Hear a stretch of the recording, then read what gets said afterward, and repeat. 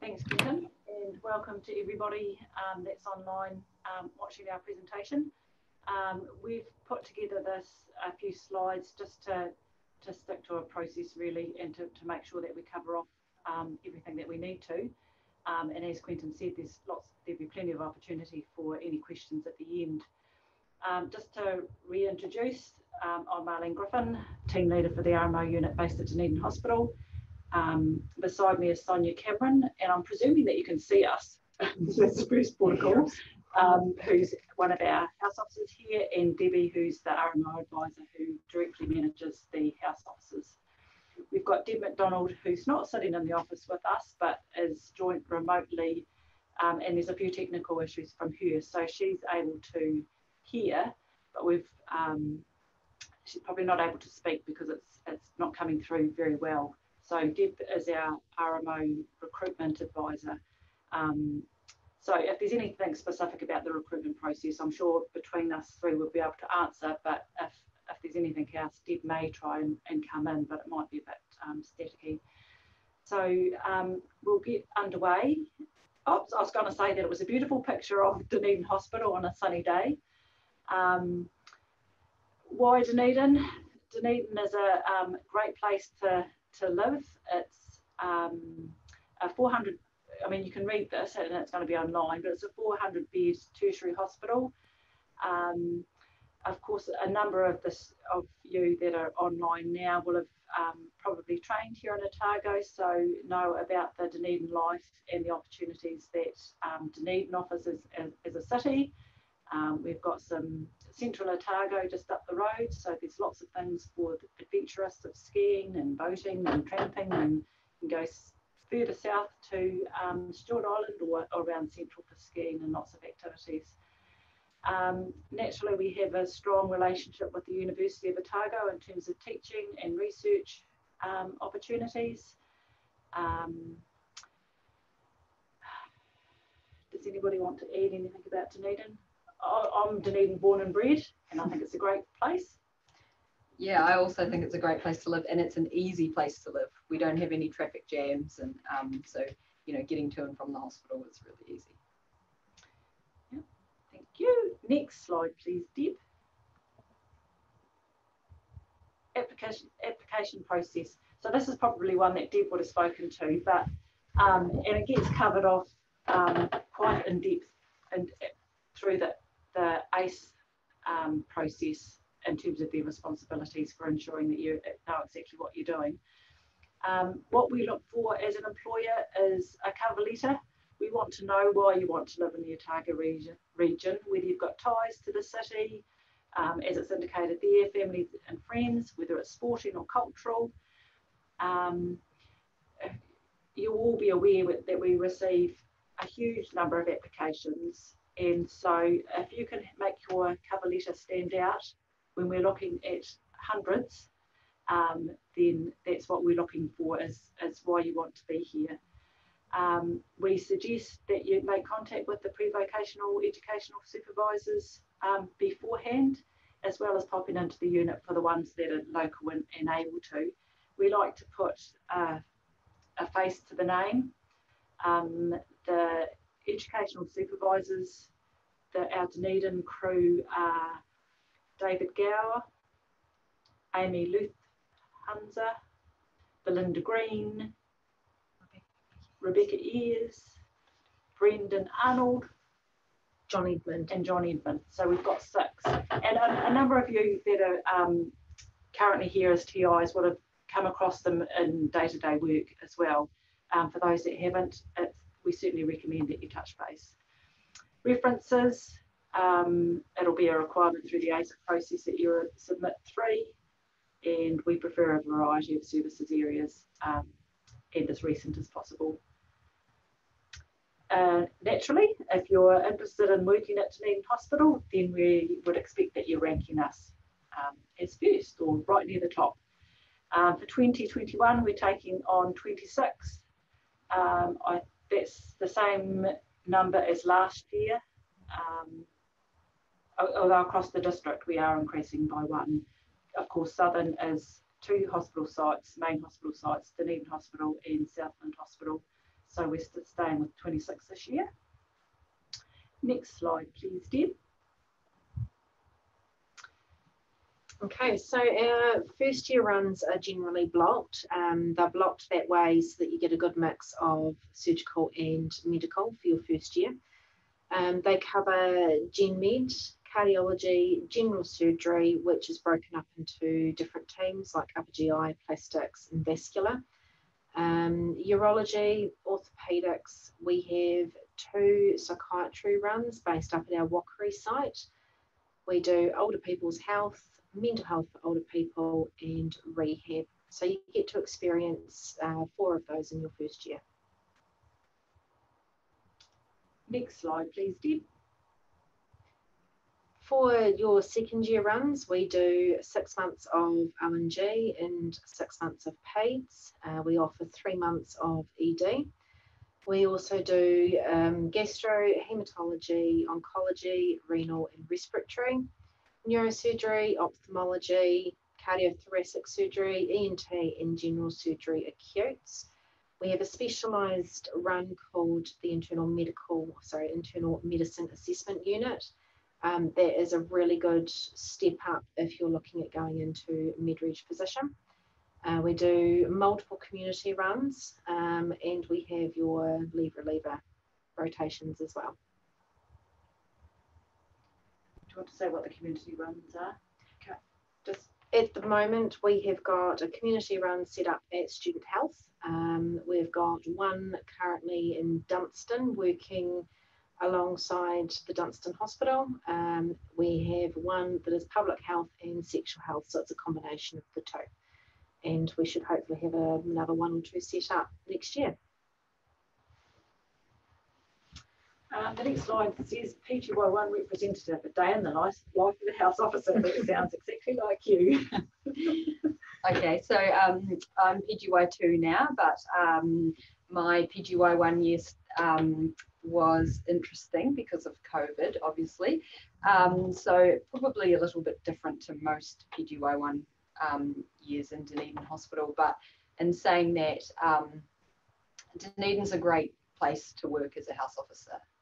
So I think the thing that differentiates hospitals is obviously you're looking for opportunities because you're thinking about your career, and so you're thinking about what runs you can have and what teaching is available, and then more in your second year what other courses and things are available as well. And Dunedin really offers a great diversity of runs for house officers, and we have set teaching as well, which has really stepped up in the last couple of years, and they're always looking at improving that as well, and always asking for feedback. And it's protected teaching time as well. So we have 2 hours every week for teaching. And then the other thing that you, as a house officer, that you want to know is that that you're going to be supported. And Dunedin has a great bunch of people. So the registrars and consultants that you work with are all really good, nice people who look after you, and the RMO unit as well, who always have their doors open. And so you can always approach them about anything really, whether that's kind of more sort of private issues or whether it's about your runs in general. So day to day, you know, you could be anywhere in, you know, clinical medicine, surgery, in a community run, but there's a lot of variety and lots of learning. Yeah, the RMOs also have an RMO committee, which has been around for a couple of years, I suppose, and they have, you might be able to add to this, they have lots of social activities, which I think is always great in the workplace. I've attended a quiz night in the past that the RMO committee have set up, and it included quite a big group from the RMOs to SMOs to receptionists to we had a team, and I think we won, I'm sure. So it was a real mix of things, and so to have work activities organised, they've had ski weeks and tramping things. So that's an additional thing that Dunedin offers in terms of the social side of a busy work life. And I think because it's a smaller hospital in a smaller town, but not too small, then you can have those sorts of social things, and there's not so much of the hierarchical structure. The types of rosters. Okay, so the types of rosters is a PGY1. At the moment, we run a RDA compliant roster, which gives you your roster days off when you work a weekend. Depending on what run you're in, we have a number of rosters that do vary. The ONG and MAU rosters are quite different, which you'd experience as a PGY2. But for the most part, all the rosters are templated. So depending on what service you're in, you would do roughly one long day a week, usually 3 weekends in a quarter, so quarters of 3 months. And in your first 6 months, you don't do nights, so you get rostered your nights after your 6 months. Yeah, and the weekends are a one-day weekend rather than a consecutive weekend. So work a Saturday and you get one RDO on Sunday. Next. Right, so we do protected house officer teaching. This is done on a Tuesday and a Thursday. So the university organises the Grand Round on the Tuesday, and the protected teaching on a Thursday is organised at the moment by Andrew Moore, who's one of the senior medical registrars. Everyone participates in house officer teaching, and as Sonia said, they're always looking for feedback on ways to improve or subjects that you guys are interested in learning about. They are protected, which means you give me your choices during that time, so no interruptions. Our Southern DHB has recently appointed a medical director for RMO unit, which is Dr. Catherine Forward. So she's been in post for not that long, not even a couple of months, I wouldn't think. February she started.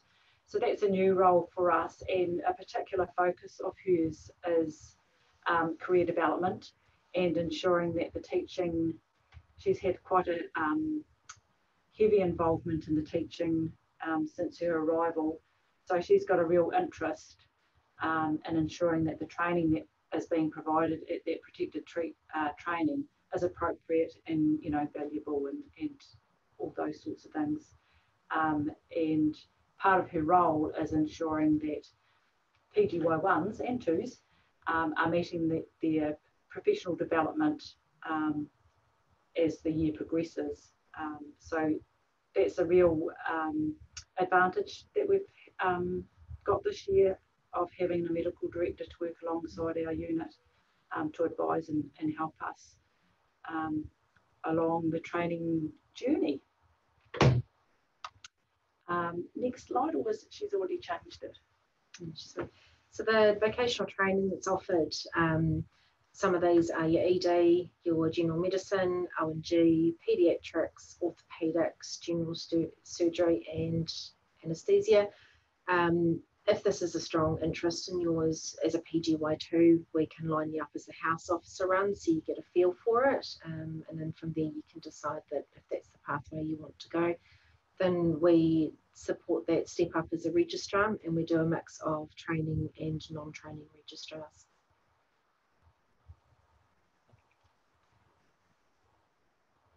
Summary. Dunedin is a great place to start your PGY1 year. And I genuinely believe that, and I think we probably all do. Debbie and I have been in the DHB for in these roles for about 4 years, probably. Yeah, 4. Our job is to support you in starting as a house officer in a PGY1 right through to you get to registrar and hopefully rejoin us back at Southern as a consultant in the future.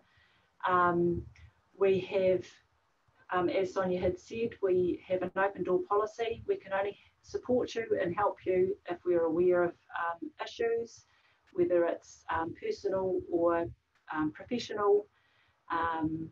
We certainly encourage even the DHB encourages people to speak up through our Speak Up program.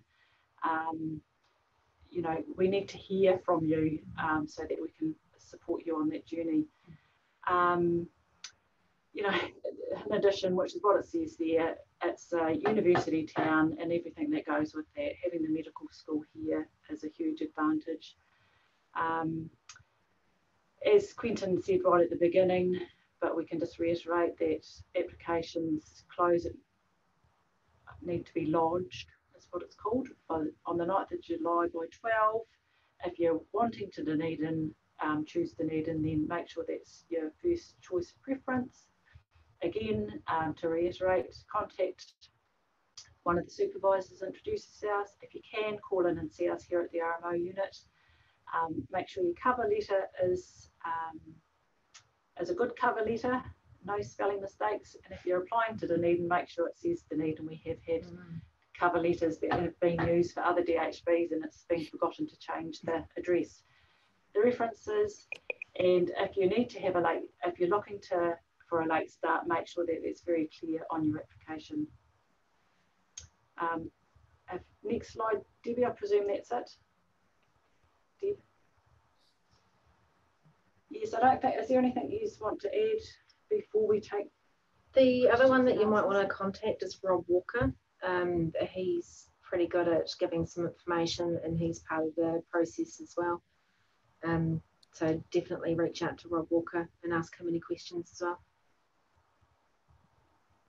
Yeah, he sits on the panel of the selection panel along with the educational supervisors and ourselves. I'm not sure what his title is in that capacity, trainee, intern, supervisor type university. He's a joint position. I'm not exactly sure of his title, but he's certainly involved in that selection process.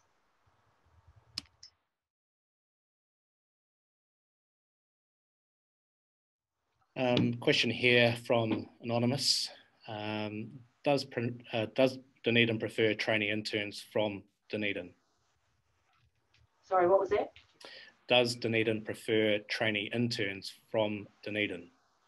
No, we prefer the best people for our jobs. We want the pick of the bunch. Essentially, that's a genuine answer, that we don't have preferences of our local applicants. We want to rank the best. Right. Another question from Anonymous. What would you say are the downsides of Dunedin, if any? We have very fickle weather.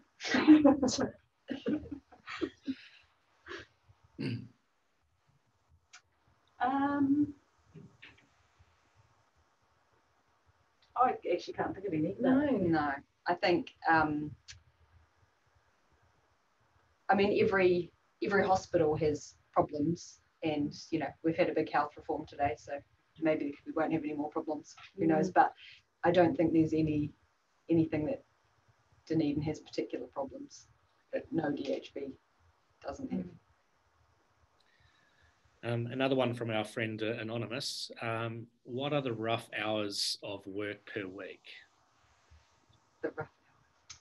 Yeah, so not all positions, but most of the PGY1 runs, it's probably all, It'll be actually, are a band C, which is up to 59, what is it, 54 to 59.9 hours. So that's the salary band, so the hours are within that band, up to 59.9 hours per week on average.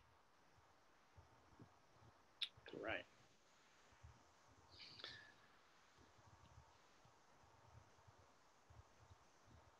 Nothing further. We'll just wait another half a minute or so, team, and see if there's any further questions that come through from our TIs.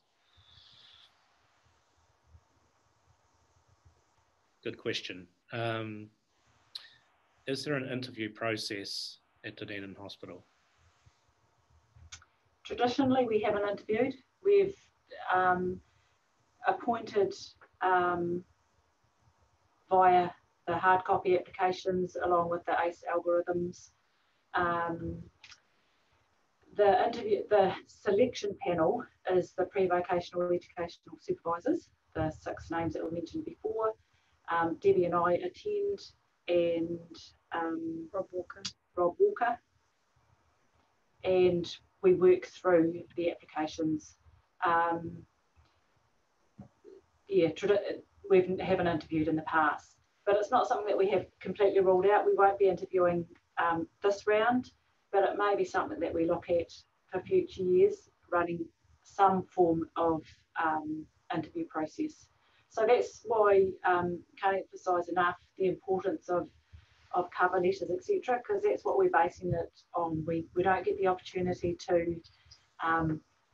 to see you in person or via Teams or whatever in order to hear why you want to work for us.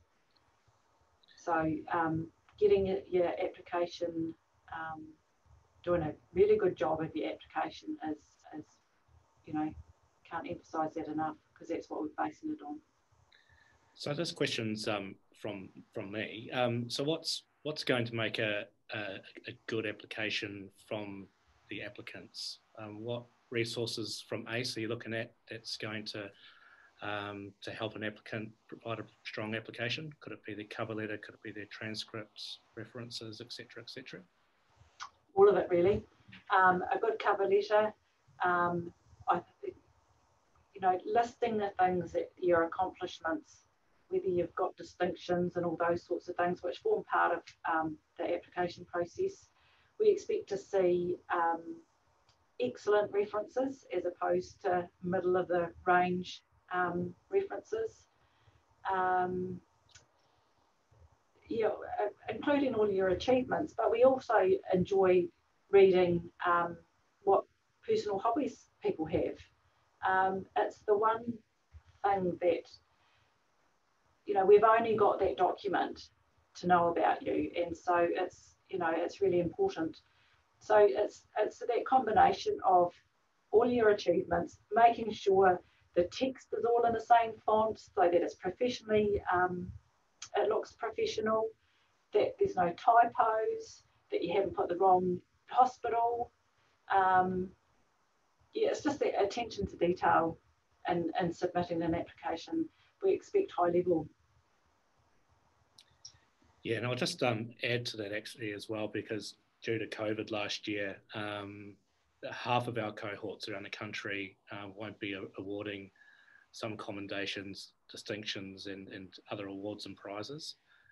So for all of you out there, it's still important to include any of those documents as part of your ACE application, and you can do that quite simply by uploading those documents into the additional academic documents section of the ACE application.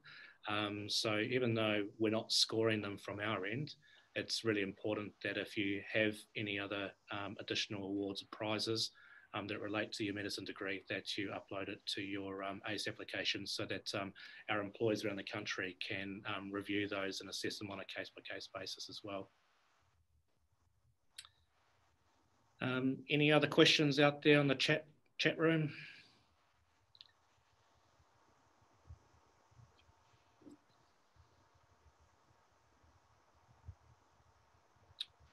Doesn't look like it at the moment. No, so listen, Debbie, Marlene and Sonia, thank you very much for coming in and sharing some of your time to talk about your experiences and what's needed to make a good ACE application to Dunedin Hospital. We value your time that you spent with us this afternoon. It's really fantastic. Do you have anything else just to add at the end? No, we just look forward to reviewing the applications, and for the people that are able to, not everyone can, to pop in and say hello. We always like that. We've had a few people in already, so certainly encourage that, and good luck everybody. Well, that's what I was actually just going to ask you. Actually, I'm sorry that I've asked half these questions, but are the students allowed to contact you, during business hours to discuss the working opportunities at Dunedin? Yeah. in terms of even just introducing themselves, we can go over some of the things that we've talked about, or if they've got specific questions to suit, you know, individual circumstances, etc. More than happy to have discussions with anybody. Great. Apologies for hijacking the chat room. Thanks once again, ladies, for your time this afternoon. Enjoyed spending the time with you. All the best to the TI applicants out there. Kia kaha, all the best. And we'll see you at the next webinar. Ka kite anō. Thank you.